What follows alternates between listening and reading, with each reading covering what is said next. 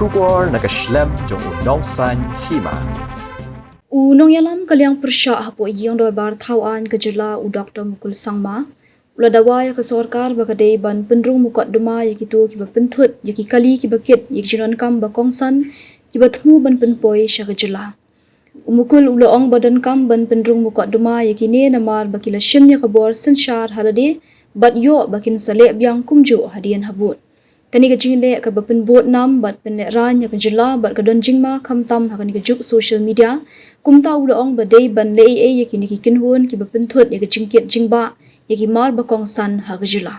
Mr. Speaker, sir, though the rule doesn't allow any questions to be raised, but I would like to just submit before the August House for the benefit of this August House and also for the government to take cognizance of certain concern which is not covered under this statement under Rule 55 is that while whatever measures have already been taken by the government is appreciated, but it is a fact that nobody has right to hold the state to ransom, disrupting the essential services, whether any FIR has been lodged against those non-government actors. These are required. Otherwise, it has become a precedent, it will become a precedent, and it is going to be repeated. I am aware of this because we have to have the power of anticipation.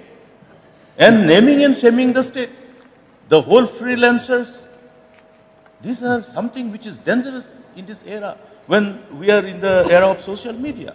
Therefore, I think, may I request through you, Mr. Speaker, sir, this may be taken cognizance of, and I demand that FIR should be lodged against those non-government actors who have held the state of the people of the state to ransom, particularly disrupting essential services. Otherwise, it will be a precedent, and we will see this tamasa again and again. There will be repetition. Thank you, Mr. Speaker.